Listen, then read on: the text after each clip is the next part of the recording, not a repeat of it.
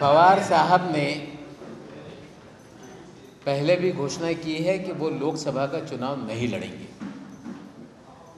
आगामी दिनों में वो कोई भी मंत्री पद नहीं स्वीकारेंगे। इसका अर्थ राहुल गांधी का विरोध नहीं, इसका अर्थ है कि वो नई पीढ़ी को मौका देना चाहते हैं। उन्होंने अपनी काबिलियत सिद्ध करो इस तरह से अगर बात कही है तो एक सीनियर लीडर की एक नए पीढ़ी के नेता को मशवरा के तौर पे मामला है।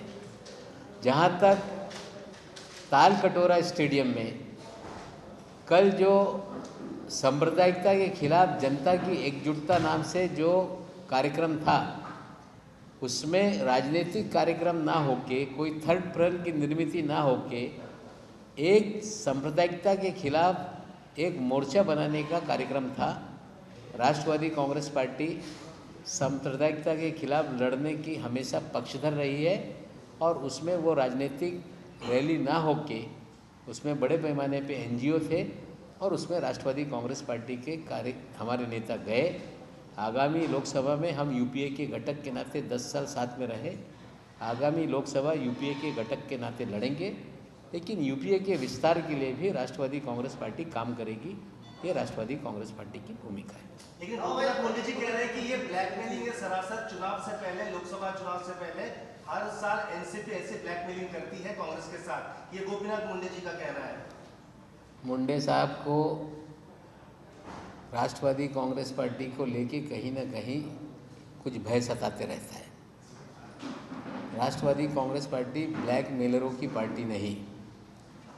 भारतीय जनता पार्टी में ब्लैक मेलिंग करने वालों का जमावड़ा है और वो कहीं ना कहीं इमोशनल ब्लैक मेलिंग देश की जनता का करके ही अपनी राजनीति करती है और जो खुद ब्लैक मेलर हैं वो इस तरह की भाषा का उपयोग करते हैं।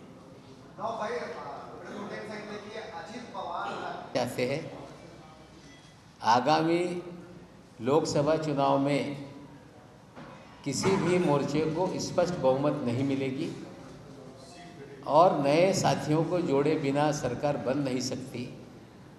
यूपीए 3 की निर्मित में नए साथियों को जोड़ने की भूमिका निश्चित रूप से राष्ट्रवादी कांग्रेस पार्टी निभाएगी। वो सांप्रदायिकता के खिलाफ देश की जनता को एकजुट करने का कार्यक्रम था और हम भी चाहते हैं कि सभी धर्मनिरपेक्ष दल एक साथ आएँ और सांप्रदायिकता के खिलाफ लड़ें। लोकसभा में हम यूपीए के घटक के नाते चुनाव लड़ेंगे। आगामी लोकसभा चुनाव के बाद जिस तरह का फ्रैक्चर मैंडेट आने की संभावना है, नए साथियों की यूपीए 3 में ज़रूरत पड़ेगी और राष्ट्रवादी कांग्रेस पार्टी नए साथी जुटाने का प्रयास करेगी। आप कह रहे हैं कि नए साथी जुटाने का प्रयास करें, तो सीपीआई के वहाँ पे उनसे भी बात हुई कि चलिए आप यूपीए में आ जाइए, फिर साथ में लड़ते हैं। हमें ऐसा लगता है कि चुनाव से पहले किसी भी प्रकार का कोई गठबंधन बनेगा नहीं, लेकिन नतीजे के बाद देश में नए गठबंधन बनेंगे और उसमें यूपीए 3 बनाने के लिए और कुछ दलों की जरूरत पड़ेगी। उसका प्रयास राष्ट्रवादी कांग्रेस पार्टी करेगी। क्या ये ऐसा नहीं कि शायद पूरे देश में नरेंद्र मोदी की जो हवा बह रही है उससे तोड़ने के लिए सभी सेक्युलर पार्टियां एक आ रही है? एक भ्रम निर्माण करने का काम भारतीय जनता पार्टी देश में कर रही है। जो पार्टी 116 सीटों पे जीती है, लगभग 109 सीटों पे 2 नंबर पे है, 225 सीटों पे 1 और 2 नंबर पे जो लड़ने की हैसियत में है, वो देश में 272 सीटें कभी जीत नहीं सकती। भारतीय जनता पार्टी के साथ जो सहयोगी दल है वो महाराष्ट्र और पंजाब को छोड़ के उनके साथ कोई भी सहयोगी दल नहीं। देश में बड़े पैमाने पे क्षेत्रीय दलों का प्रभाव बढ़ रहा है और हमें लगता है कि आगामी दिनों में नतीजे आने के बाद भारतीय जनता पार्टी के साथ कोई जुटने के लिए तैयार नहीं है। इस तरह की परिस्थिति है। पिछले चुनाव में बीजेडी भाग निकली, इस बार नीतीश कुमार जी का दल भाग निकला है। हमें लगता है कि कहीं ना कहीं एनडीए और कमज़ोर होगा।